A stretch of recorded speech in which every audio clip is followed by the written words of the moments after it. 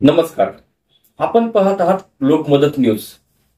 लोकमदत news म्हणजे सत्य शोधून लिहिण्याची व दाखवण्याची ताकद असलेला जिल्ह्यातील एकमेव न्यूज चॅनल म्हणजे लोकमदत न्यूज. आम्ही केवळ बातमी करत नाही की त्याच्या पाठीमागची पार्श्वभूमी काय आहे हे दाखवण्याचा प्रयत्न करतो आहोत. सध्या वातावरण तापलेलं आहे नगरपालिका निवडणुकीसंदर्भात. धाराशिव नगरपालिकेची निवडणूक लागलेली आहे आणि आता जशी थंडी वाढत आहे त्याच पद्धतीने आता राजकीय तापमान देखील आता वाढत आहे. दिवसेंदिवस राजकीय नेत्यांच्या सभा देखील वाढत आहेत. आज धाराशिव नगरपालिका निवडणूक आलेली आहे. मागील नगरसेवकांनी काय काम केले काय नाही केले व विद्यमान निवडणुकीमध्ये उमेदवार काय काम करणार आहेत, ते नागरिकांना काय आश्वासन देत आहेत आणि त्याची ते पूर्तता कशी करणार आहेत हे जाणून घेण्यासाठी आज आपण आलो आहोत धाराशिव नगरपालिका प्रभाग क्रमांक 12 मधील उमेदवारांच्याकडे. हा प्रभाग पाहिला तर तसा हा स्लम एरिया आहे. या भागामध्ये जवळपास झोपडपट्टी एरिया आहे. या भागातील समस्या म्हणजे नाली असेल, रस्ता असेल, शाळाची असेल, सार्वजनिक शौचालय नसतील, अशा विविध समस्या या भागामध्ये आहेत. आणि या भागामध्ये किमान 3,500 ते 4,000 मतदार आहेत. हा भाग तसा पाहिला तर इंदिरानगर, वडर गल्ली, छत्रपती शिवाजी महाराज चौक, आठवडी बाजार, आगड गल्ली, परशुराम कॉलनी, सोलापूर रोडवर असलेला बादलाजी वजन काढ्याच्या पाठीमागे इतका विस्तारलेला प्रभाग आहे. आणि या प्रभागामधून प्रथमच नशीब आजमावण्यासाठी एक राष्ट्रवादी काँग्रेस शरदचंद्र पक्ष पवार पक्षाच्या वतीने युवा चेहरा देण्यात आलेला आहे. ते युवा चेहरा अगदी कमी वयामध्ये निवडणूक लढवणारा म्हणून त्यांच्याकडे पाहिले जाते. हे साईनाथ कुऱ्हाडे हे उमेदवार आहेत. यांच्याकडे आपण जाणून घेऊ यांच्या विकासाचं विजन काय असेल, त्यांनी कुठले मुद्दे घेऊन निवडणुकीमध्ये जात आहेत. मला सांगा, तुमचं नाव सांगा, तुमचं पक्ष सांगा. साईनाथ विजय कुऱ्हाडे, पक्ष शरदचंद्र पवार पक्ष. बरं, आता तुम्ही निवडणूक लढवताय, तुम्ही काय काम करणार, निवडून आल्यानंतर काय काम करणार आहेत, त्या डोक्यात काय तुम्ही संकल्प लावलेले कमी युवा म्हणून पाहिलं जात आहे. आमच्या वार्डात म्हणजे शौचालय नाही, स्वच्छता नाही, आठवडे बाजार म्हणा, नाली स्वच्छता नाही, लाईटी नाही, सोय लाईटीची वगैरे. हो, हा असे समस्या आहेत की भरपूर समस्या आहेत, आपल्याला व्यवस्थित करून घ्यायचं. मागच्या निवडणुकीमध्ये काही लोक होते त्यांनी विकास केला असं वाटत नाही का तुम्हाला? मागचे म्हणजे 20 वर्षे, 15 वर्षे किंवा 10 वर्षे काही लोक होते, म्हणजे समजा पाहिजे जसा विकास काय सुद्धा झाला म्हणजे पाहिजे तसा झाला नाही विकास. काय केलं पाहिजे होतं? या भागामध्ये झोपडपट्टी आहे, घरकुलाची गरज असं काय केलं नाही? शौचालयाची गरज आहे, नाली स्वच्छतेची गरज आहे. आपल्या इथं आपल्या प्रभागामध्ये आठवडा बाजार आहे, तिथं स्वच्छता नाही व्यवस्थित, स्वच्छतेची गरज आहे.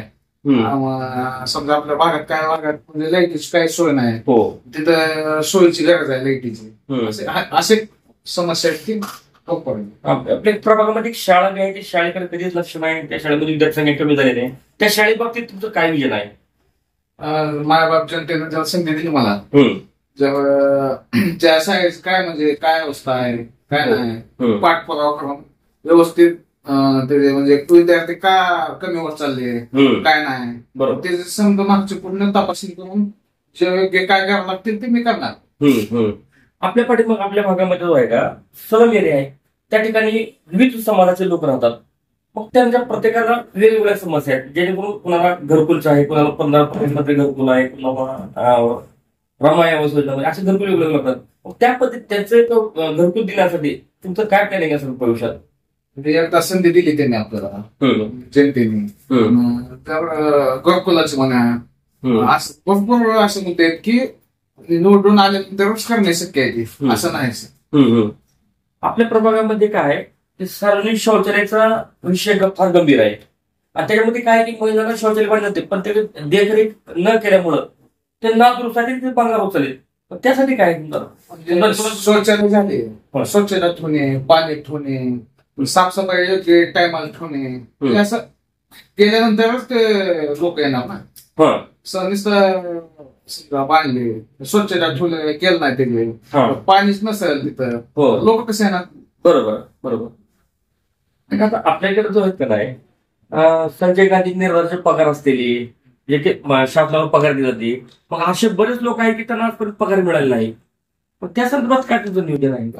काही लोकांना चालू होते ते बंद झाले, काही लोकांना नाहीच पगार. मग ते जे आपण चौकशी करून लोकांशी बोलून कुणाचे आहेत चालू, कुणाचे नाहीत चालू, समजाचं बोलून करून कुणाचे नाहीत त्यांचे चालू करू. काय तुम्ही मागील अनेक वर्षापासून अशी माहिती आहे की मागील अनेक वर्षापासून या ठिकाणी विविध शिबिर आयोजित केले, त्यामध्ये रक्तदान शिबिर, अन्न वाटप, असं काय काय उपक्रम राबवले, असं चर्चा आहे, काय राबवले? रक्तदान शिबिर म्हणा, मध्ये किट ऑफ वाटर, लॉकडाऊन मध्ये म्हणजे काय बरेचसे केले मदत. बर, आता तुमच्या आपल्या भागामध्ये जे आहे ते रस्त्याची समस्या फार गंभीर समस्या आहे. रस्ते लहान आहेत, नाले नाहीत, कोणीतरी लक्ष देत नाही, किंवा नाली करणार कधी येत नाही, स्वच्छता करणार कधी येत नाही. आजूबाजूला आपले म्हणजे प्रभागातील लोक म्हणजे तुम्ही उभा राहा, तुम्ही करू शकतात, त्यामुळं आम्ही उभारले. संधी देऊन जर बघितले माझ्या संधी दिल्यावर काही ठिकाणी रस्ते नाहीत, काही ठिकाणी नाले नाहीत, मग तिने व्यवस्थित आपले काय होऊ शकते, कसं केलं तर काय होऊ शकते ते व्यवस्थित समजा आम्ही करून घेणार. नाली म्हणा, रस्ते म्हणा, शौचालय म्हणा, काय. आता शहरामध्ये इतकं मोठं शहर आहे, पण शहरामध्ये एकही उद्यान नाही, बगीचा नाही. मग आपल्या प्रभागामध्ये कुठल्या मध्ये तुम्ही बगीचा करण्याचा किंवा ते बगीचा विकसित करण्याला असं काय तुमच्या डोक्यात आहे का? आहे, डोक्यात आहे माझ्या. काही जर समजा नियोजन केलं त्यांनी, काय शक्य होणार, काय नाही शक्य होणार, व्यवस्थित समजा बसून चर्चा करून कुठं करता येईल आपल्याला, कुठं नाही करता येईल, समजा नियोजन करून घेणार आहे. कशा पद्धतीत चालेल ते बगीचा? ते बगीचा म्हणजे आमच्या प्रभागात इथं एकही सुद्धा बगीचा नाही. इथं इथल्या लोकांना त्याचा कसा फायदा होईल, कसं केल्यानंतर त्याचं काय म्हणजे उभं करायचं म्हणून करत नाही, केल्यानंतर काय फायदा होईल. विषय असा आहे की नागरिक म्हणतात की फक्त निवडणूक आली कीच लोक मतं मागायला येतात, आणि निवडणूक आली की परत ते पुढल्या 5 वर्ष येतात. पण त्यासाठी 365 दिवस तुम्ही जनतेच्या सेवेमध्ये राहण्यासाठी तुमचा काय उपयोग राहणार आहे का? काय लोकांनीच म्हणले की आम्हाला तुम्ही बघा, तुम्ही करू शकता, आम्हाला माहित आम्ही करू शकतो. लोकांनी म्हणल्यामुळेच आम्ही उभारले. तुम्ही 24 तास लोकांच्या सेवेत राहण्यासाठी, 24 तास 365 दिवस लोकांच्या सेवेसाठी. त्यासाठी तुम्ही काय स्वतः संपर्क कार्यालय असं काय करून तुम्ही 24 तास ते असं नागरिकांसाठी संपर्क कार्यालय आहे आपलं. म्हणजे समजा काय वार्ड मोठा आहे आपलं, म्हणजे आम्ही 1-2 ठिकाणी अजून म्हणजे इथं पण आहे, अजून काही ठिकाणी करणार लोकांच्या आजूबाजूला लोकांना कसं जवळ होणार त्याचं पण करणार. आता विषय काय आहे की हा लगड प्रभाग आहे आपला, मात्र बालाविभाग काढा जे आहे तिकडं अक्षतमंगल त्या पाठीमागला भाग थोडा भाग असल्यामुळं तो भाग काही दुर्लक्ष राहतो. त्या भागात जाऊन आलो, म्हणजे आताच नाही, पहिल्यापासून जाऊन आलो, आता बी जाऊन आलो. म्हणजे काही ठिकाणी रस्ते केले, काही ठिकाणी केलं नाही, काही ठिकाणी नाली आहे तिथं, काही ठिकाणी पोल लाईटीचं नाही तिथं, काही ठिकाणी लाईट आहे, काही ठिकाणी नाही. म्हणजे तुम्ही म्हणले योग्य आहे ती, कुठं लक्ष दिलं कुठं लक्ष दिलं नाही, कमीच लक्ष आहे तिथं त्या भागात. मग तुम्ही त्या लोकांशी भेटलात, त्या तुम्हाला काय प्रतिसाद मिळाला, काय झालं? त्या लोकांनी काय म्हणले की बाबा तुम्ही आम्हाला एक माणूस पाहिजे आणि तुम्ही योग्य दिसता आम्हाला. त्यांनी म्हणले की तुम्ही उभा राहा आणि तुम्ही असं माणसं आहेत की करू शकता ते.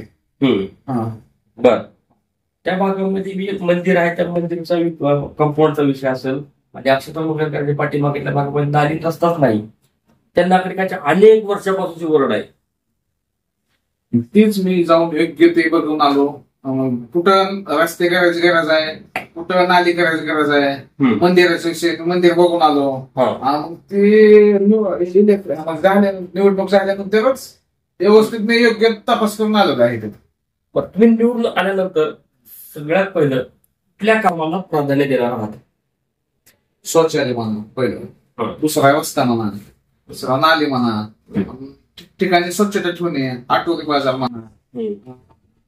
शौचालय केल्यानंतर पुन्हा स्वच्छता ठेवणे, पाणी असणे, टाइम टू टाइम काय लोकांची समस्या असून त्या लोकांना विचारून घेणे.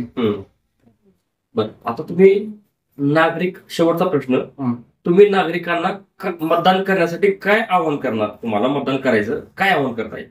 नागरिकाची म्हणजे नागरिकांनीच म्हणले तुम्ही उभा राहा, उभा राहा म्हणल्यानंतर नंतरच उभारलं नाही. ज्या नागरिक तुम्हाला भेटले, तुम्हाला मतदान करणार आहेत, पण तुम्ही त्याच्यापेक्षा पोहोचला नाहीत, मग त्या नागरिकांना तुम्ही काय आवाहन करताय? चॅनल लोकमत न्यूजच्या माध्यमातून काय आवाहन करणार आहेत?